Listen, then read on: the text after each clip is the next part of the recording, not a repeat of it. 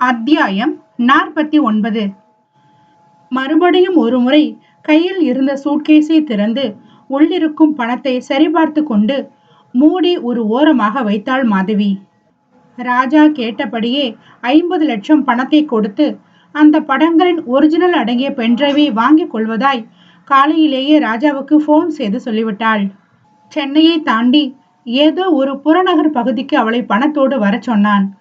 ஆனால் மாதவியோ, எனக்கு அவ்வளோ தூரம் எல்லாம் கார் ஓட்டிட்டு வர தெரியாது என்று சொல்ல, கடைசியாக வேளச்சேரியை தாண்டி ஏதோ ஒரு இடத்திற்கு வருமாறு அவளுடைய போனுக்கு லொகேஷன் அனுப்பி வைத்திருந்தான். அவனுடைய பேச்சும் நடவடிக்கையும் தெனாவெட்டும் அப்படியே அவனை கழுத்தை நெருத்து கொன்று போட்டு விட்டால் என்ன என்று ஆத்திரமாக வந்தது மாதவிக்கு. எப்படியும் இந்த விஷயத்தை முகிலனிடம் மாதவி சொல்லவே மாட்டாள் என்று யோசித்திருக்கிறான். அதுதான் இந்த தைரியம். அவன் எண்ணியது போலவே மாதவி முகிலனிடம் இந்த விஷயத்தை பற்றி மூச்சும் விடவில்லை. திரும்பி வந்து சொல்லிக் கொள்ளலாம் என்று நினைத்தாள். ஆனால் எல்லாம் நல்லபடியாக முடியுமா? அவளை அவ்வளவு சுலபமாக ராஜா விட்டு விடுவானா என்றெல்லாம் அவள் யோசிக்கவே இல்லை. பெண் மனது காதல் கொண்டவனின் மானத்தை காப்பதிலேயே குறியாக இருந்ததே தவிர அதனால் ஏற்பட போகும் பின் விளைவுகளை பற்றி சிறிதும் யோசிக்கவில்லை என்பதே உண்மை. வசதியாக காலையிலேயே அவளிடம் வந்து ஏதோ ராஜஸ்தானுக்கு படப்பிடிப்புக்கு செல்வதாக சொல்லிவிட்டு சென்றிருந்தான் முகிலன். எப்படியும் திரும்பி வருவதற்கு 2-3 நாட்கள் ஆகுமாம். பெருத்த நிம்மதியாக இருந்தது மாதவிக்கு. யசோதா கிச்சன் வேலையில் மும்முரமாக இருக்க பண பெட்டியை கொண்டு காரில் வைத்துவிட்டு உள்ளே வந்தவள் அவரிடம் கொஞ்சம் வெளியே போய்விட்டு வருவதாக சொல்லி கிளம்பி விட்டாள். போனில் ராஜா அனுப்பிய லொகேஷனை ஆன் பண்ணி வைத்துவிட்டு மிக நிதானமாக காரை ஓட்டி கொண்டு போனாள். எவ்வளவு பெரிய காரியத்தை சுலபமாக முகிலனுக்கு மறைத்து செய்கிறோம் என்று மனதிற்குள் ஒரு குற்ற உணர்வு எழுந்தாலும் கூட எல்லாம் அவனுடைய நல்லதுக்காகத்தானே என்று தன்னை தானே சமாதானப்படுத்தியும் கொண்டாள். எவ்வளவு நிதானமாக காரை ஓட்டி சென்றாலும் அடைய வேண்டிய இலக்கு வந்துதானே தீரும்.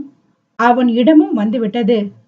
இவளுடைய காரை பார்த்துவிட்டு தூரத்தில் இருந்து கையை ஆட்டினான் ராஜா. ஆத்திரத்தை அடக்கி கொண்டு காரை நிறுத்தியவள் பணப்பெட்டியை இறுக்கமாக பற்றி கொண்டு அவளை பின்தொடர்ந்தாள். ஏதோ ஒரு வீட்டிற்குள் அழைத்து போனான். நல்ல விசாலமான பெரிய வீடு.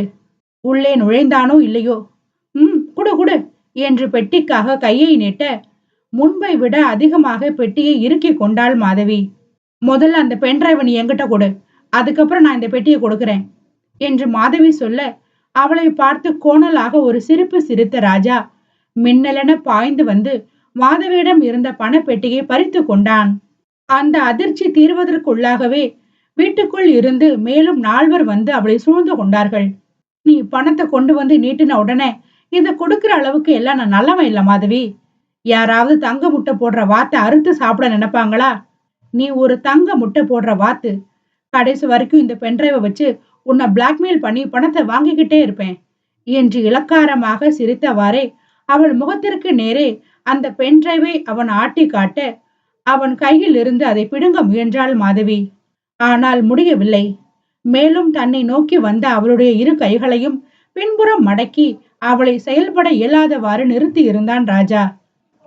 அந்த அளவுக்குலாம் உனக்கு தைரியமும் கிடையாது, பலமும் கிடையாது மாதவி, வீணா ட்ரை பண்ணாத என்றவன் பிறகு, ரொம்ப நாளா உன் உடம்பு மேல எனக்கு ஒரு கண்ணு. அந்த ஆசை இன்னைக்கு நான் நிறைவேற்றிக்கிட போறேன். நிச்சயமா இந்த விஷயம் நமக்குள்ள மட்டும்தான். நான் வெளியே சொல்லவே மாட்டேன். நீயும் வெளியே சொல்லாத. அப்படியே ஒண்ணும் நடக்காத மாதிரி கமுக்கமா போய் அந்த சினிமாக்காரனை கல்யாணம் பண்ணிக்கோ. அவன் மட்டும் என்ன யோகியமானவனாவா இருப்பான்? உனக்கு முன்னாடி எத்தனை பேரை அனுபவிச்சிருக்கானோ. சினிமாக்காரனுக்கு இதெல்லாம் ஒரு பெரிய விஷயமா? அவன் சும்மா இருந்தாலும் மத்தவங்க அவனை இருக்க விடணுமே. அதானே இங்க விஷயமே.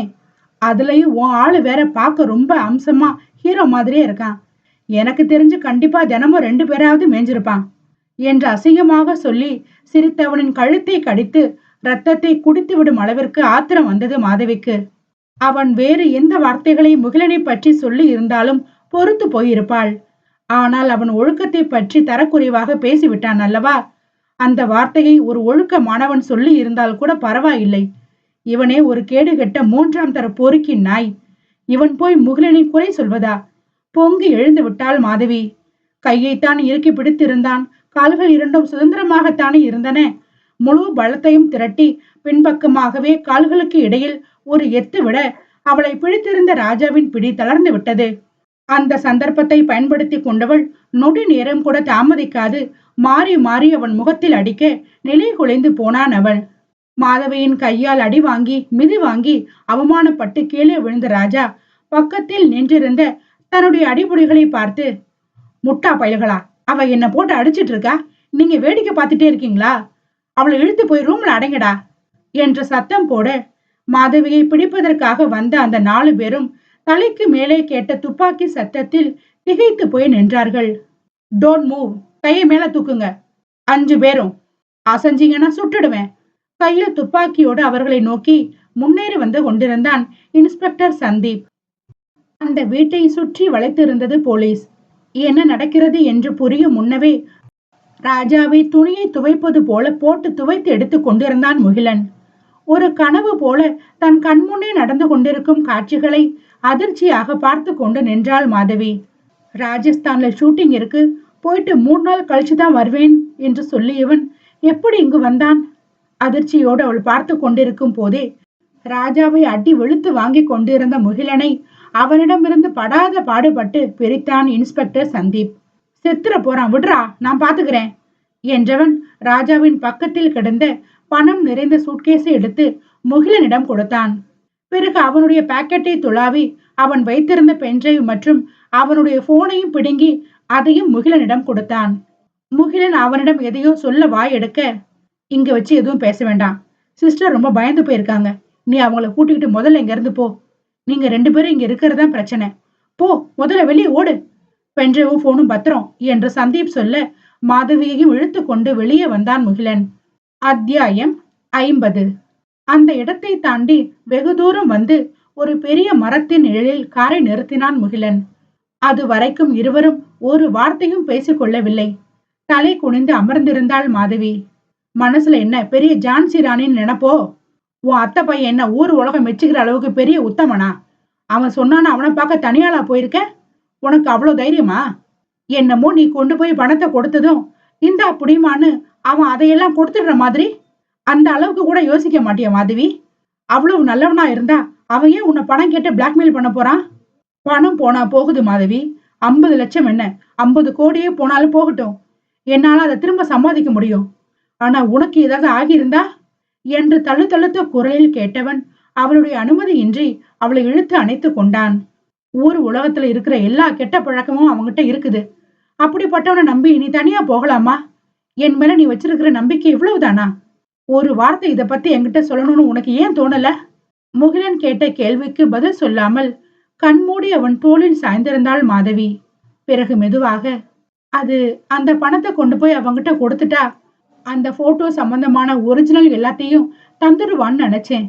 அதை வாங்கிட்டு அப்படியே ஊருக்கு போய் அப்பா கிட்ட விஷயத்த சொல்லி உங்ககிட்ட இருந்து எடுத்த இந்த 50 லட்சம் பணத்தை திரும்ப கொண்டு வந்து உங்ககிட்டயே கொடுத்துட்டு அப்படியே உங்களை விட்டு போயிடலான்னு நினைச்சேன் என்று சொல்ல அதிர்ந்து விட்டான் முகிலன். தன் தோளில் சாய்ந்திருந்தவளை வலுக்கட்டாயமாக பிரித்து எடுத்து, எனக்கு புரியல, போயிடலான்னா என்ன அர்த்தம்? என்னை விட்டுட்டு என்னை மறந்துட்டு அப்படியா மாதவி?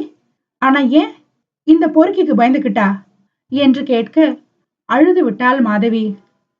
எனக்கு வேற வழி தெரியல முகிலன், என்னால நீங்க அவமானப்படுறத பொறுத்துக்க முடியாது.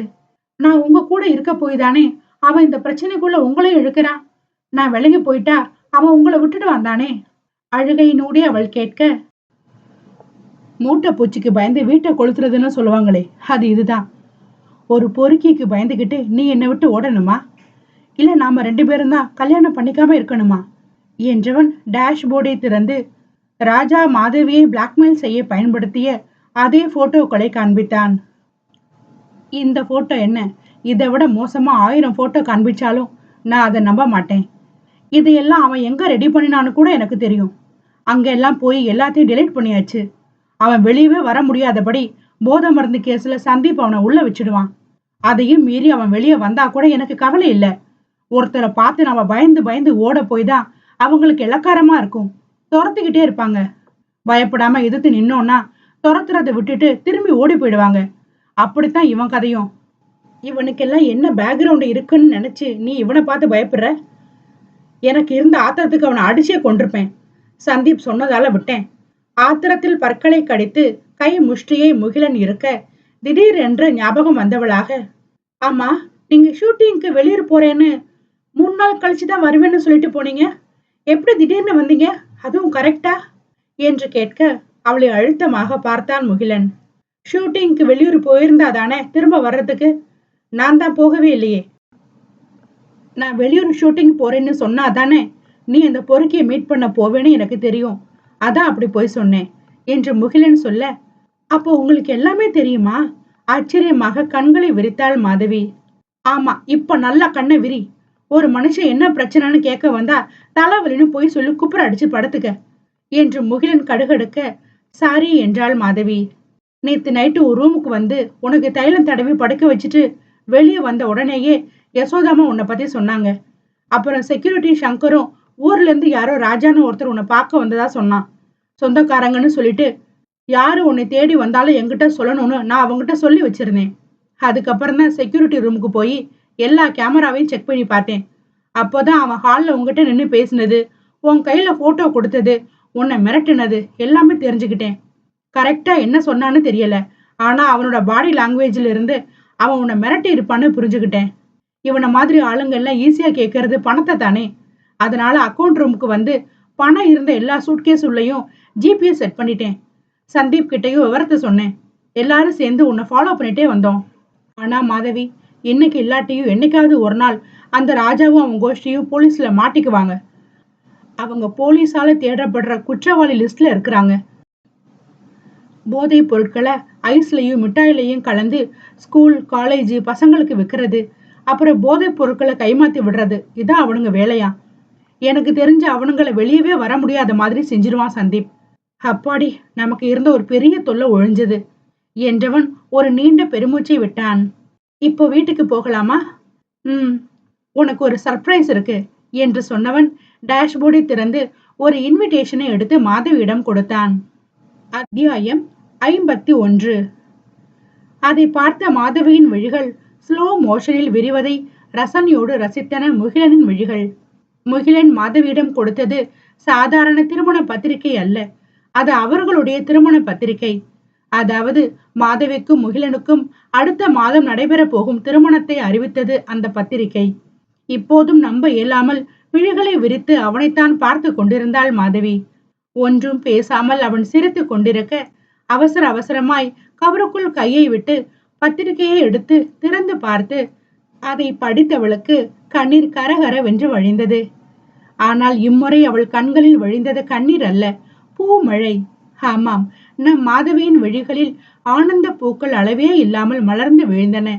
அந்த பத்திரிகையில் அவளுடைய தாய் வழி பாட்டன் பாட்டி மற்றும் தந்தை வழி பாட்டன் பாட்டி பெயர்களும் அவளுடைய பெற்றோரின் பெயரும் உடன் பிறந்தோர் அன்னிமார் தாய்மாமன் மற்றும் அப்பாவோடு உடன் பிறந்தவர் அனைவருடைய பெயரும் போடப்பட்டிருந்தது. ஒருவரது பெயரும் விடுபடவில்லை. அனைத்தும் சரியாக இருந்தது. அவர்கள் இப்போது வசிக்கும் ஊர், அவர்கள் படித்த படிப்பு, பார்க்கும் வேலை அல்லது செய்யும் தொழில் என்று அனைத்தும் சரியாக அச்சிடப்பட்டிருந்தது. அப்படின்னா? திகைத்து போய் முகிலனை பார்த்தாள் மாதவி. அந்த திகைப்பை விட அதிகமாக அவளுக்கு ஆனந்தம். கையில் இருந்த பத்திரிகையை அவள் பார்த்த பார்வையில் அவளை இழுத்து தன்னோடு அணைத்து கொண்டான் முகிலன். இது எப்படி முகில்? என்னால நம்பவே முடியல. வீட்டுல சொல்லக்கூடாது சொல்லக்கூடாதுன்னு சொன்னீங்க, ஆனா நீங்களே சொல்லியிருக்கீங்க. எங்க அம்மா அப்பாவை உங்களுக்கு முதல்லயே தெரியுமா? தாத்தா பாட்டி பேரை கூட கரெக்டா போட்டிருக்கீங்களே. ஆர்வ மிகுதியில் அவள் கேள்வி மேல் கேள்வியாக கேட்டுக்கொண்டே போக, ரிலாக்ஸ் பேபி, நிதானமா ஒவ்வொரு கேள்வியா கேளுங்க, பதில் சொல்றேன். இப்படி மொத்தமா கேட்டா நான் ஃபர்ஸ்ட் எதுக்கு பதில் சொல்றது என்று அவன் அவளை கொஞ்சிக் கொண்டே கேட்க, அவன் தோளில் இருந்து தலை நிமிர்த்திய மாதவி அவனை பார்த்து, கேள்வி எல்லாம் விடுங்க, ஆனா இப்ப எனக்கு புதுசா ஒரு டவுட் வந்திருக்கு. நான் இங்க வர்றதுக்கு முன்னாடியே என்ன உங்களுக்கு தெரிஞ்சிருக்குது, கரெக்டு தானே என்று அவள் கேட்க விழுந்து விழுந்து சிரித்தான் முகிலன். அப்பாடி, இப்போவாவது கண்டுபிடிச்சியே என்று சலித்து கொண்டவன் பிறகு, நீ வீட்டை விட்டு ஓடி வந்தியே, அதுக்கு அடுத்த நாள் உன்னை யாரோ ஒரு மாப்பிள்ளை பார்க்க வர்றதா இருந்ததே, அவன் பேரு என்னன்னு உனக்கு தெரியுமா என்று கேட்க அலட்சியமாக உதிர்களை பிதுக்கினாள் மாதவி. எனக்கு தெரியாது. அவன் பேரை எதுக்கு நான் தெரிஞ்சுக்கணும்? கண்டிப்பா தெரிஞ்சுக்கணும் தான். ஏன்னா அவன் பேரு முகிலன். உதட்டுக்குள் அடக்கிய சிரிப்போடு முகிலன் சொல்ல திகைத்தாள் மாதவி. நீங்களா? ஆனா அம்மா அப்பா கூடவே மாப்பிள்ளையும் பார்க்க வர்றதா தானே எங்க அப்பா சொன்னாங்க. ஆனா நான் சென்னைக்கு வந்த அன்னைக்கு நீங்களும் இங்க தானே இருந்தீங்க. உங்க அப்பா சொன்னது சரிதான். கிட்டத்தட்ட அன்னைக்கே உன்னை நிச்சயம் பண்றதா தான் இருந்தோம். நான் ஃப்ளைட்ல வரதா இருந்தேன். ஆனா நீ தான் அதுக்கு முன்னாடி ஊரை விட்டே கிளம்பிட்டியே. அப்புறம் தான் நீ எழுதி வச்ச லெட்டரை படிச்சுட்டு உங்க அப்பா எங்க அப்பாவுக்கு ஃபோன் பண்ணி விஷயத்த சொல்லியிருக்காங்க. எங்க அம்மா என்கிட்ட அந்த விஷயத்த சொல்லி வருத்தப்பட்டாங்க. எனக்கு அந்த ராஜா மேல அப்பவே கொலவெறி வந்துச்சு தெரியுமா? ஆனா பாரு, ஏன் அதிர்ஷ்டம், கும்பிட போன தெய்வம் குறுக்க வந்த மாதிரி ஊரை விட்டு சென்னைக்கு ஓடி வந்த நீ ஏன் கார்லயே அடிபட்டு ஏன் கண்ணு முன்னாடி விழுந்து கிடந்த. உன்னை இங்க பார்த்து எனக்கு ரொம்ப ஆச்சரியமா அதிர்ச்சியா இருந்தாலும் நான் எதையுமே வெளிக்காட்டிக்கல. உனக்கும் என்ன யாருன்னு தெரியல. அது எனக்கு ரொம்பவே வசதியா போச்சு. வீட்டுக்கு வந்த உடனே ஃபோன் பண்ணி நீ என் கூட இருக்கிற விஷயத்த எங்க அப்பா அம்மாவுக்கு சொன்னேன். எங்க அப்பா ஃபோன் பண்ணி உங்க அப்பாவுக்கு சொல்ல, அதுக்கப்புறம் தான் உங்க அப்பாவும் அண்ணனும் உன்னை பாக்குறதுக்காக இங்க வந்தாங்க. நிச்சயத்துக்கு முன்னாடியே ராஜா பண்ற பிரச்சனைகளை பத்தி உங்க அப்பா என்கிட்ட சொன்னாரு. அதெல்லாம் தெரிஞ்சுதான் நான் நிச்சயத்துக்கே சம்மதம் சொன்னேன் என்று சொன்னவனை ஆதூரமாக பார்த்தாள் மாதவி. நான் வீட்டை விட்டு வர்றதுக்கு ஒரு நாளைக்கு முன்னாடிதான் அப்பா என்கிட்ட இப்படி கன்னியாகுமரியில இருந்து ஒரு மாப்பிள்ளை வீட்டுக்காரங்க உன்னை பார்க்க வராங்க. மாப்பிள்ளை வீட்டுக்காரங்க கிட்ட ஏற்கனவே நம்ம பிரச்சனைய பத்தி சொல்லிட்டேன். பிரச்சனை எதுவுமே இல்ல, எங்களுக்கு சம்மதம்னு சொல்லிட்டாங்க. அதனால இந்த கல்யாணம் நல்லபடியா நடக்கும்னு உறுதியா சொன்னாரு. ஆனா அவர் பேச்சுல எனக்கு தான் நம்பிக்கை இல்ல. அதுக்கு முன்னாடி கூட எத்தனையோ மாப்பிள்ளைங்க இந்த மாதிரி சொன்னவங்க தான். ஆனா கடைசியில வரமாட்டாங்க. அப்படித்தான் நான் உங்களையும் நினைச்சேன். முதல்ல சரி சரின்னு தலையாட்டிட்டு அப்புறம் கடைசியா அந்த ராஜா வந்து பேசின உடனே எங்களுக்கு பொண்ணு வேண்டான்னு புரோக்கர் மூலமா சொல்லி அனுப்பிடுவீங்கன்னு நினைச்சேன். அதான் எனக்கு அவங்க வீட்டுல இருக்கவே பிடிக்கல. வீட்டை விட்டு கிளம்பி வந்துட்டேன் என்று வருத்தமான குரலில் சொன்னாள் மாதவி. உன் நிலைமை எனக்கு நல்லாவே புரியுது மாதவி. உன்னோட இடத்துல இருந்து யோசிச்சு பார்த்தாதான் உன்னோட பிரச்சனையே மத்தவங்களால புரிஞ்சுக்க முடியும். ஆனா உனக்கு ஒண்ணு தெரியுமா? அந்த ராஜா வந்து என்கிட்ட என்னத்த சொல்லி இருந்தாலும் இதே மாதிரி 1000 படங்களை காட்டி இருந்தாலும் உன்னை வேண்டான்னு நான் சொல்லியிருக்கவே மாட்டேன். அதோட அவன் என்னை தேடி வரணும்னு நான் ரொம்ப நாளாவே ஆசைப்பட்டேன். அப்படி மட்டும் வந்திருந்தானே வெய்யி, அவனை சாவடி அடிச்சு வீட்டை விட்டு துரத்தி இருப்பேன். ஆனா நீ வீட்டை விட்டு போனதால என் கையில மாட்டாம அவன் தப்பிச்சிட்டான் என்று கண்கள் சிவக்க கை முஷ்டிகள் இறுக முகிலன் சொன்னதை அதிசயமாக பார்த்தாள் மாதவி. அவள் பார்வையில் இருந்த வித்தியாசத்தை உணர்ந்து கொண்டவன், என்ன ஏன் அப்படி பாக்குற என்று கேட்க, இல்ல நாம முத சந்திச்சுக்கிட்டதே சென்னையில வச்சுதான். நீங்க முன்ன பின்ன என்ன பார்த்தது கூட இல்ல. அப்படி இருக்கும்போது என்னை பத்தி தப்பு தப்பா சொல்றாங்கிறதுக்காக ராஜாவை அடிக்க நினைச்சின்னு சொல்றீங்களே, என்ன பாக்குறதுக்கு முன்னாடியே உங்களுக்கு என்ன பிடிச்சு போச்சா? புரோக்கர் போட்டோ காமிச்சாரா? கண்களில் ஆவல் மின்ன முகிலனை பார்த்து கேட்டாள் மாதவி. கேள்வியை கேட்டுவிட்டு பதிலுக்காக தன் முகத்தையே ஆர்வமாக பார்த்து கொண்டிருந்த மாதவியை பார்த்து அழகாக சிரித்தான் முகிலன். எந்த புரோக்கரும் என்கிட்ட உன் போட்டோவை காமிக்கல மாதவி. நானே உன்னை நேர்ல பார்த்திருக்கேன். பார்த்த உடனேயே மனசுக்கு ரொம்ப பிடிச்சு போச்சு. அதனாலதான் நீ யாரு என்னன்னு விசாரிச்சு நாங்களே தான் போய் உங்க அப்பா கிட்ட பொண்ணு கேட்டோம் என்று சொல்லி மாதவியை இன்ப அதிர்ச்சிக்கு உள்ளாக்கினான் முகிலன். அத்தியாயம் 52. நிஜமாவா? முதல்லயே நீங்க பாத்திருக்கீங்களா? எப்போ எப்போ பாத்தீங்க? எங்க வச்சு பாத்தீங்க? ஆனா எனக்கு உங்களை எங்கேயுமே பார்த்ததா ஞாபகம் இல்லையே. நீ என்ன பார்க்கல மாதவி, நான் தான் உன்னை பார்த்தேன். ஒரு தடவை குற்றாலத்துக்கு ஷூட்டிங் வந்திருந்தோம். ஒரு வாரம் ஷூட்டிங். அன்னைக்கு எனக்கு ஷூட்டிங் இல்ல. அதனால சும்மா வெளியே சுத்தலான்னு கார் எடுத்துட்டு வந்தேன். அப்போ குற்றாலத்துல இருந்து தென்காசிக்கு போற மெயின் ரோட்ல வண்டி வந்துட்டு இருக்கும்போது முன்னாடி ஏதோ ஆக்சிடென்ட்னு சொல்லி ரொம்ப நேரமா வண்டி அந்த ரோட்லயே நின்னுட்டு இருந்துச்சு. அப்போதான் நான் உன்னை பார்த்தேன். எங்கேயோ கல்யாணத்துக்கு போயிட்டு திரும்ப வந்துட்டு இருந்தீங்கன்னு நினைக்கிறேன். ஆனா நீயும் இன்னும் 2 3 சின்ன பிள்ளைகளும் ரோட்டோரமா இருந்த அந்த சிமெண்ட் திண்டல உட்காந்து பேசிட்டு இருந்தீங்க. நீ பட்டு புடவை கட்டி இருந்த மாதவி, கரும் பச்சை கலர்ல ஜரிக கட்டம் போட்ட பட்டு புடவை. அதுக்குள்ள அங்கங்க அன்னப்பறவை. 2 கை நிறைய வளையல் போட்டிருந்த. அப்புறம் தலை நிறைய பூ வச்சிருந்த. கழுத்துல நிறைய நகை போட்டிருந்த. ரொம்ப அழகா பார்க்க கல்யாண பொண்ணு மாதிரியே இருந்த. கார் அங்கிருந்து மூவ் ஆகுற வரைக்கும் நான் உன்னை மட்டுமே பார்த்துட்டு இருந்தேன். என்னால உண்மையில பதிஞ்சிருந்த பார்வைய வேற எங்கேயும் நகர்த்தவே முடியல. அப்புறம் டிராபிக் கிளியர் ஆனதும் யாரோ உன்னை கூப்பிட்டாங்க. நீ போயிட்ட. அநேகமா நீங்க வந்த கார் ரொம்ப முன்னாடி நின்றுக்கும்னு நினைக்கிறேன். எப்படியாவது உன்னை தேடி கண்டுபிடிக்கணும்னு வந்தேன். ஆனா என்னால முடியல. மிஸ் பண்ணிட்டேன். ஊரை சுத்தி பார்க்கணும்னு கிளம்பி போனவன் ஊரை சுத்தி பார்க்கவே இஷ்டம் இல்லாம திரும்பி வந்து உன்னை பத்தியே யோசிச்சுட்டு இருந்தேன் மாதவி. என்ன வேலை நான் செஞ்சுட்டு இருந்தாலும் என் கண்ணுக்குள்ள நீ இருந்த. என் தலைக்குள்ள உன்னை பத்தின எண்ணம் ஓடிக்கிட்டே இருந்துச்சு. உன்னை திரும்ப எங்க பாக்குறது, எப்படி பேசுறது, எப்படி அப்ரோச் பண்றதுன்னு ஒண்ணுமே தெரியல. அப்போதான் ச்சே, பார்த்த அன்னைக்கு உங்ககிட்ட வந்து பேசியிருக்கலாமோன்னு தோணுச்சு. அப்புறமா ஷூட்டிங் முடிஞ்சு எல்லாரும் ஊருக்கு கிளம்பினோம்.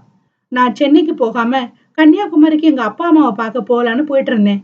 பொதுவா நான் டிரைவிங்ல இருக்கும்போது காரை எங்கேயுமே நிறுத்த மாட்டேன். ரோடு நல்லா இருந்தா சரன்னு அடிச்சுட்டு போயிட்டே இருப்பேன். அதனால ஸ்நாக்ஸ், கூல்ட்ரிங்க்ஸ், தண்ணி பாட்டில் எல்லாத்தையுமே முதல்லயே வாங்கி வண்டியில வச்சிடுவேன். தென்காசி மெயின் பஜார்ல வந்துட்டு இருக்கும்போதுதான் ஏதாவது நல்ல கடை கிடைக்குதான்னு தேடி பார்த்துட்டே வந்தேன். மெயின் ரோட்ல உங்களோட சூப்பர் மார்க்கெட் இருந்துச்சு. அப்போ அது உங்களோட கடைன்னு எனக்கு தெரியாது. உள்ள போகும்போது கூட நான் உன்னை பார்க்கல. ஆனா எனக்கு தேவையான ஐட்டம்ஸ் எல்லாம் வாங்கிட்டு பில்லு போட வரிசையில நிக்கும் போதுதான் உன்னை பார்த்தேன். நீ கேஷ் கவுண்டர்ல உட்கார்ந்திருந்த. உண்மையிலேயே மாதவி, அந்த நேரம் நான் எவ்வளவு சந்தோஷப்பட்டேன்னு என்னால சொல்லவே முடியல. அவ்வளவு சந்தோஷமா இருந்தது. உன்னை பத்தின விவரம் தெரிஞ்சுக்கணுங்கிறதுக்காக பில்லு போடாம மறுபடியும் கடையை சுத்தினேன். நேரடியா உன்னை பத்தி விசாரிக்க வேற பயமா இருந்துச்சு. அதனால கண்டிப்பா உங்க கடையில இல்லவே இல்லைன்னு தெரிஞ்ச ஐட்டமா பார்த்து அதெல்லாம் எனக்கு வேணும்னு கேட்டேன். உடனே என்ன அட்டென்ட் பண்ணிட்டு இருந்த பொண்ணு, கேஷ் கவுண்டர்ல இருக்கிறது முதலாளியோட பொண்ணுதான் சார். நீங்க என்ன வேணுமோ அவங்க கிட்ட சொன்னா வாங்கி ஸ்டாக் பண்ணுவாங்கன்னு சொன்னா. சரின்னு தலையாட்டிக்கிட்டு இன்னும் கொஞ்சம் ஸ்நாக்ஸ் எல்லாம் வாங்கிட்டு நான் கேஷ் கவுண்டருக்கு வந்தேன் மாதவி. என்ன நீ நிமிந்து கூட பார்க்கல. பில் பே பண்ணிட்டு வெளியே வந்தேன். ஊருக்கு வந்த உடனேயே அம்மா கிட்ட உன்னை பத்தி சொன்னேன்.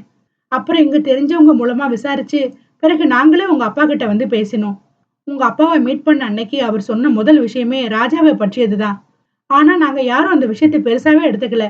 அதோட இப்பெல்லாம் இது ரொம்ப சாதாரணமா நடக்கிற விஷயம். ஒரு பொண்ணு தனக்கு கிடைக்கலனா அவளை பத்தி தப்பு தப்பா பரப்பி விடுறது. உண்மையிலேயே அவன் நல்லவனா இருந்திருந்தா நமக்கு கிடைக்காதவ எங்க இருந்தாலும் சந்தோஷமா இருக்கட்டும்னு தான் நினைப்பான். ஆக ராஜா ஒரு சைக்கோன்னு நான் புரிஞ்சுக்கிட்டேன். ஆனா எல்லாம் பேசி முடிவு பண்ணி நிச்சயதார்த்தம் பண்ண வர டைம்ல நீ வீட்டை விட்டு இங்க ஓடி வந்துட்ட மாதவி. நீ லெட்டர் எழுதி வச்சுட்டு வீட்டை விட்டு போயிட்ட விஷயத்த அம்மா சொன்னப்போ எனக்கு எவ்வளவு கஷ்டமா இருந்தது தெரியுமா? நைட்டெல்லாம் தூங்கவே இல்லை. அத பத்தின ஒரே சிந்தனை. எங்க போயிருப்பா, எப்படி கண்டுபிடிக்கிறது, தப்பா எதுவும் முடிவு எடுத்துடுவாளோ அப்படின்னு. அப்படி இப்படின்னு அதை பத்தியே யோசிச்சுட்டு பைத்தியக்கார மாதிரி வானத்தையே வெறிச்சு பார்த்துட்டு தோட்டத்திலேயே ரொம்ப நேரம் நின்னுட்டு இருந்தேன். ராத்திரி முழுக்க தூங்கவே இல்லை. விடிஞ்சு கொஞ்ச நேரம் தூங்கினேன். அப்புறம் ஷூட்டிங் இருந்ததால எழுந்து ரெடியாகி ஷூட்டிங் போயிட்டு இருந்தேன். அப்போதான் என் கார்ல அடிபட்டு நீ கீழே விழுந்த. எப்பவுமே அம்மா என்ன அதிர்ஷ்டக்காரன் அதிர்ஷ்டக்காரன்னு சொல்லுவாங்க. ஆனா உண்மையிலேயே நான் என்ன அதிர்ஷ்டக்காரன் தான்னு உணர்ந்த நேரம் எது தெரியுமா? என் காருக்கு முன்னாடி கடந்த உன்னை பார்த்தேனே, அப்பதான் மாதவி. அந்த நேரம்தான் இந்த உலகத்திலேயே நான் தான் ரொம்ப அதிர்ஷ்டசாலின்னு எனக்கு தோணுச்சு. மனசுக்குள்ள ஒரே சந்தோஷம். ஆனா நான் எதையுமே வெளிக்காட்டிக்கல. உங்ககிட்ட எதையும் கேட்டுக்கல.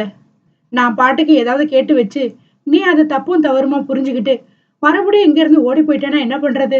அதனாலதான் அமைதியா இருந்தேன். அதுக்கப்புறம் விஷயம் தெரிஞ்சு உங்க அப்பாவும் அண்ணனும் உன்னை பார்க்க வந்தாங்க. அப்புறம் எங்கிட்டயும் பேசினாங்க. கல்யாணமே வேண்டாம், கடைசி வரைக்கும் இப்படியே இருந்துடுறேன்னு சொல்றா. ஆனா அதெல்லாம் சரிப்பட்டு வராது. அதனால அவ மனச மாறுற வரைக்கும் நீங்க பொறுமையா இருந்துதான் ஆகணும்னு சொன்னாங்க. நானும் சரின்னு சொன்னேன். அத்தியாயம் 53. உங்க அப்பா கிட்டயும் அண்ணா கிட்டயும் மாதவி மனசு மாறுற வரைக்கும் நான் பொறுமையா காத்திருக்கேன்னு சொன்னேன். ஆனா எனக்கு உள்ளுக்குள்ள ஒரே பயம். கடைசி வரைக்கும் நீ மனசு மாறவே மாட்டியோ, உனக்கு என்ன பிடிக்காதோ அப்படின்னு எல்லாம் நினைச்சு ஒரே குழப்பம். இதுக்கிடையில என் மனசுக்குள்ள இருக்கிற ஆசைகளை எல்லாம் மறைச்சுக்கிட்டு ரொம்ப சாதாரணமா உன்னோட பேசி பழக வேண்டிய ஒரு சூழ்நிலை. எனக்கு எவ்வளவு கஷ்டமா இருந்திருக்கும்னு நீ யோசிச்சு பாரு. 2 வீட்லயுமே கல்யாணத்துக்கு சம்மதம் சொல்லிட்டாங்க. நீ வேற என் பக்கத்திலே இருக்க. உன்னை ஏதாவது பண்ணணும் போல என் கையெல்லாம் துருதுருன்னு வரும். ரொம்ப கஷ்டப்பட்டு என்ன நானே அடக்கிப்பேன். எங்கே என் மனசுல இருக்கிற காதலை உங்ககிட்ட சொன்னா இந்த வீட்டை விட்டும் ஓடி போயிடுவோன்னு பயம். கடைசியில அப்பா அம்மா கொடுத்த தைரியத்துலதான் உங்ககிட்ட என் காதலை சொன்னேன். அதோட உன் மனசுலயே நான் இருக்கேன்னு ஓரளவு என்னால புரிஞ்சுக்க முடிஞ்சது மாதவி. நீ என்னை ஏத்துப்பேன்னு உள்ளுக்குள்ள ஒரு குருட்டு தைரியமும் இருந்துச்சு. அதனாலதான் தைரியமா காதல சொன்னேன். ஒரு விதமான மனநெறிவோடு முகிலன் சொன்ன விஷயங்களை எல்லாம் கேட்டு கொண்டிருந்தாள் மாதவி. மற்ற ஆண்களைப் போல இவன் தன்னை தவறாக புரிந்து கொள்ளவில்லை என்று எண்ணும் போதே அவளுக்கு உள்ளுக்குள் குளிர்ச்சியாக இருந்தது. மாதவியை பற்றி ஏற்கனவே மாலினியிடம் சொல்லி இருக்கிறான் முகிலன். அதனால்தான் அவள் பேசும் போதெல்லாம் ஒரு விதமான இரட்டை அர்த்தத்திலேயே பேசியிருக்கிறாள். மேலும் அவள் அந்த ராஸ்கல் என்று குறிப்பிட்டு சொன்னதெல்லாம் இந்த ஸ்வீட் ராஸ்கல் முகிலனை பற்றிதான். ஆனால் அது பற்றி ஒருமுறை மாதவி கேட்டதற்கு அவள் என்னவெல்லாம் சொல்லி சுற்றி வளைத்து சமாளித்தாள். நீ சொல்றதுக்கு முன்னாடியே ராஜாவை பத்தி எனக்கு தெரியும். கண்டிப்பா அவன் என்னை தேடி வருவான்னு நான் நினைச்சேன். ஆனா அது நமக்கு என்கேஜ்மெண்ட் ஆனதுக்கு அப்புறம் நடக்கும்னு நினைச்சேன். ஆனா அவன் மாலினி மோகன் கல்யாண டைம்ல அந்த மண்டபத்துல வச்சு நம்மள பார்த்திருக்கான். உங்க அப்பா ஏற்கனவே அவன் சென்னையில தான் இருக்கான்னு என்கிட்ட எச்சரிக்கை பண்ணியிருந்தாரு. அதோட அவன் போதை மருந்துக்கு அடிமையானவன். ஒருவேளை அவன் கண்ணுல மாதவி பட்டா கடத்திட்டு போக கூட தயங்க மாட்டான்னு சொன்னாரு. அதனாலதான் நான் ஒவ்வொரு தடவை நீ வெளியே போகும்போதும் கவனமா இரு கவனமா இருன்னு படிச்சு படிச்சு சொன்னேன். நானும் ரொம்ப கவனமா தான் இருந்தேன். ஆனா இப்படி வீட்டுக்கு வந்து அவன் மிரட்டியும் கூட என்கிட்ட ஒரு வார்த்தை சொல்லாம சொதப்பிட்டிய மாதவி என்று வருத்தமாய் சொன்னவனின் வருத்தத்தை போக்கும் விதமாக வழியே சென்று அவனை அணைத்திருந்தாள் மாதவி. அதிலேயே அவனுக்கு அடுத்த வார்த்தை மறந்து போனது. முகிலன் மாதவியிடம் காண்பித்த திருமண பத்திரிகையில் போட்டிருந்த தேதியில் 30 முக்கோடி தேவர்கள் சாட்சியாக அக்னி சாட்சியாக மாதவியின் கழுத்தில் 3 முடிச்சிட்டு அவளை தன் மனைவியாக்கி கொண்டான் முகிலன். உணர்ச்சி பெருக்கில் மாதவி மட்டுமல்ல, மாதவியின் குடும்பம் மொத்தமே கண்ணீர் விட்டு அழுது விட்டது. திருமணத்திற்கு திரையுலகத்தை சார்ந்த முகிலனுடைய நண்பர்கள் நிறைய பேர் வந்திருக்க தென்காசி குற்றாலமும் ஒரு சேர சேர்ந்து திணறி போனது. சென்னையில் வரவேற்பு இருந்தது. ஆனாலும் மணப்பெண்ணின் ஊர் குற்றாலம் பக்கம் அல்லவா, சீசன் வேறு. அதனால் அழைத்த அனைவருமே வந்து இறங்கி விட்டார்கள். திருமணத்திற்கு வந்திருந்த விருந்தினர்கள் அனைவரையுமே மிகவும் சிறப்பாக கவனித்துக் கொண்டார்கள் மாதவியின் அண்ணன்மார்களும் அண்ணிகளும். அவர்களுடைய உபசரிப்பிலேயே குளிர்ந்து போனார்கள் அனைவரும். மாப்பிள, உன் ஃப்ரெண்ட்ஸான எங்களையே இப்படி விழுந்து விழுந்து கவனிக்கிறாங்கன்னா உனக்கு வேற லெவல்ல இருக்கும் மாப்பிள கவனிப்பு என்று முகிலனை கிண்டல் செய்தார்கள் அவன் நண்பர்கள். விருந்து உபச்சாரத்தை முடித்து எப்போதடா மாதவியையும் தன்னையும் தனியாக விடுவார்கள் என்று தவிப்பாக இருந்தது முகிலனுக்கு. காலையில் முகூர்த்தம் முடிந்ததும் வரவேற்பு வைத்து விட்டார்கள். மதியம் 2 மணிக்கெல்லாம் வரவேற்பு முடிந்துவிட வீட்டிற்கு வந்து சேர மணி 3 ஆகிவிட்டது. மாதவி, மாப்பிள்ள ரூமுக்கு போயிட்டாரு. நீயும் மாப்பிளையும் கொஞ்ச நேரம் படுத்து ரெஸ்ட் எடுங்க என்று சொல்லி மாதவியையும் ஓய்வெடுப்பதற்காக அனுப்பி வைத்தாள் அண்ணி சீதா.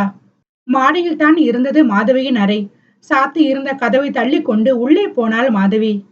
நடக்கவே இயலாதபடி கால்கள் இரண்டும் பின்னி கொள்ள ரொம்பவும் வெட்கமாக இருந்தது மாதவிக்கு. இத்தனைக்கும் சென்னையில் அந்த வீட்டில் அவனும் அவளும் தனியாகத்தான் இருந்தார்கள். ஆனால் எப்போதுமே அவனுடைய அறைக்குள் செல்வதற்கு அவள் கூச்சப்பட்டதில்லை. அவன் முகம் பார்த்து பேசுவதற்கு அவள் தயங்கியதில்லை. ஆனால் எப்போதும் இல்லாத ஒரு விதமான கூச்சமும் வெட்கமும் பயமும் வந்து சேர்ந்து கொள்ள நடக்கவே சிரமப்பட்டாள் மாதவி. அவளுக்கு முன்பே அறைக்கு வந்து உடை மாற்றிக்கொண்டு படுக்கையில் அமர்ந்து போன் பார்த்து கொண்டிருந்த முகிலன் அவளை பார்த்து பலமாக சிரித்தான். என்னவோ ஃபர்ஸ்ட் நைட் ரூமுக்குள்ள வர மாதிரி அடிமேல அடி எடுத்து வச்சு வர்ற ஏன் மாதவி என்று கேட்க அவளுக்கு இன்னமும் வெட்கம் வந்தது. பதில் சொல்லாமல் அமைதியாக வந்து தலை குனிந்தபடியே கட்டிலில் ஒரு ஓரமாய் அமர்ந்து கொள்ள அவளுடைய கையை பிடித்து தன் பக்கத்தில் இழுத்தான் முகிலன். அச்சோ, கையை விடுங்க, யாராவது பாத்துட போறாங்க என்று பழக்க தோஷத்தில் பதறி துடித்தாள் மாதவி. எவன் பார்த்தா எனக்கு என்ன, எனக்கு இல்லாத உரிமையா என்று கேட்டுக்கொண்டே அவள் மடியில் தலை சாய்த்து படுத்து கொண்டான். பிறகு அவள் கழுத்தில் புதிதாக மின்னிக் கொண்டிருந்த மாங்கல்யத்தை பிடித்து அவள் முகத்திற்கு நேரே தூக்கி காட்டி, பாத்தியா, தாலி நான் கட்டினதுதான். இதுக்கு என்ன அர்த்தம் தெரியுமா? இந்த மாதவி அம்மா இன்னையில இருந்து முகிலனோட பொண்டாட்டி. அவங்களோட ஆதி முதல் அந்த இருக்கிற எல்லாம் இந்த முகிலனுக்கு தான் சொந்தம்னு அர்த்தம். நீ என்னவோ எவனோ வந்து கையை பிடிக்கிற மாதிரி இப்படி பதற என்று சொல்லிவிட்டு அவளுடைய கைகளை பிடித்து அதற்கு முத்தமிட்டு நெஞ்சில் பதித்து கொண்டான். மாதவிக்கும் மிகவும் சோர்வாக இருந்தது.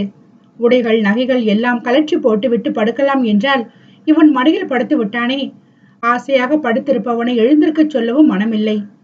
கண்மூடி மடியில் படுத்திருந்தவனின் தலைமுடியை ஆசையாக வருடியபடி அவனையே பார்த்து கொண்டிருந்தாள் மாதவி. துணி மாத்திக்கலையா மாதவி? ஆமா, மாத்திக்கணும் என்று மெல்லிய குரலில் சொன்னாலே தவிர அவனை எழுந்திருக்க சொல்லவில்லை. அவள் மடியில் இருந்து எழுந்தவன் தலையணையில் படுத்துக் கொண்டான். போய் ட்ரெஸ்ஸை மாத்திட்டு வா. கட்டிலில் இருந்து எழுந்தவள் கபோர்டை திறந்து மாற்று உடையை எடுத்துக்கொண்டு மாற்றுவதற்காக குளியலறை நோக்கி போக படுத்திருந்தவன் சட்டென்று எழுந்து உட்கார்ந்து விட்டான். ஏன் பாத்ரூமுக்குள்ள போற? இங்க நின்னே மாத்து என்று அவன் சொல்ல வெட்கத்தோடு மறுத்துவிட்டு மறுபடியும் குளியலறைக்குள் நுழைய முயன்றவளை ஓடி சென்று கையை பிடித்து தர தரவென கட்டில் அருகே இழுத்து வந்தான் முகிலன். ரொம்ப தாண்டி நீ அநியாயம் பண்ற. நான் என்ன யாரும் 3வது மனுஷனா? உன் புருஷன் தானே, பார்த்தா என்னவா? ஏதாவது குறைஞ்சு போயிடுமா? அச்சோ, அதுக்கு இல்லைங்க. ஆனா நைட்டு தானே அதெல்லாம் வச்சுக்கணுமா? அண்ணி சொன்னாங்க. இங்க நின்று ட்ரெஸ் மாத்தினா நீங்க கைய கால வச்சுட்டு சும்மா இருப்பீங்களா?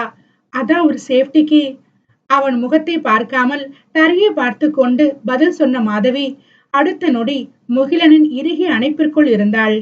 ஏன் அவசரம் புரியாம பேசுறிய மாதவி? தாலி கட்டின உடனே உன்னை தூக்கிட்டு எங்கேயாவது ஓடிடலாமான்னு எப்படி வேகமா இருந்தது தெரியுமா? கஷ்டப்பட்டு கண்ட்ரோல் பண்ணிக்கிட்டேன். எப்படியும் மத்தியானத்துக்கு அப்புறம் கொஞ்ச நேரம் தனியா விடுவாங்க, அப்ப பாத்துக்கலான்னு. நீ என்னடானா அதுக்கும் வெட்டு வைக்க பாக்குறியா? நைட்டு தான் ஃபர்ஸ்ட் நைட் வைக்கணும்னு அரசாங்கம் ஏதாவது சட்டம் போட்டிருக்குதா என்ன? அப்படியே சட்டம் போட்டிருந்தா கூட அதை மதிச்சு நடக்கிற அளவுக்கு நான் நல்லவன் இல்ல. நைட்டு வரைக்கும் தாக்கு பிடிக்கிற பொறுமை எனக்கு இல்லடி மாதவி, பிளீஸ் என்றவன் அதன் பிறகு அவனும் பேசவில்லை, அவளையும் பேச விடவில்லை. முழுமையாக அவன் அவளை ஆக்கிரமிக்க தொடங்க மனதிற்குள் 1000 சுணக்கங்கள் இருந்தாலும் அவனுடைய அந்த ஆசை ஒன்றே மாதவிக்கு பிரதானமாக பட அவளும் முழு மனதோடு அவனுக்கு இசைந்து கொடுக்க அங்கே இனியதாய் ஒரு இல்லறம் துவங்கியது. வாழ்க பல்லாண்டு. இவங்க 2 பேரும் இங்க ஃபர்ஸ்ட் பகல மும்முரமா கொண்டாடிக்கிட்டு இருக்க அங்க குடும்பத்தோட உட்கார்ந்து ஜோசியர்கிட்ட கலந்து பேசிட்டு இருந்தாங்க நம்ம கணேசன் அண்ணாச்சியும் மரகதம்மாவும், கூடவே பெரிய அண்ணி சீதாவும். எதுக்குன்னு கேக்குறீங்களா? அட, நம்ம மாதுக்குட்டிக்கும் முகிலுக்கும் ஃபர்ஸ்ட் நைட்டுக்கு நல்ல நேரம் குறிக்கத்தாங்க. அட பாவீங்களா, ஏன்டா இவ்வளவு பச்சை பிள்ளையா இருக்கீங்க? அவங்க சந்தோஷத்துல நாம ஏங்க மண்ணாளி போடணும்? மேற்படி மேட்டரை சொல்லாம கமுக்கமா வாயை பொத்திட்டு நான் போயிடுறேன். நீங்களும் அப்படியே கலைஞ்சு போயிடுங்க. எழுத்தாளர் சுஜாதா பிரபாகர் அவர்களின் விழிகளில் ஆனந்த பூக்கள் கதை நிறைவடைந்தது. நீங்க நம்ம சேனலுக்கு ஃபர்ஸ்ட் டைம் வரீங்கன்னா நம்ம சேனலை லைக் பண்ணுங்க, உங்க ஃப்ரெண்ட்ஸ் அண்ட் ஃபேமிலிக்கு ஷேர் பண்ணுங்க. எழுத்தாளரோட அடுத்தடுத்த படைப்புகளை கேட்டு ரசிப்பதற்கு நம்ம சேனலை சப்ஸ்கிரைப் பண்ணிக்கோங்க. கதை எப்படி இருந்துச்சுன்னு மறக்காம உங்க லைக்ஸ் கமெண்ட்ஸ் மூலமா எங்களுக்கு தெரியப்படுத்துங்க. மீண்டும் மற்றொரு அழகான கதையில் சந்திக்கலாம் நண்பர்களே. அதுவரை உங்களிடமிருந்து விடைபெறுவது உங்கள் ஜானு. நன்றி, வணக்கம்.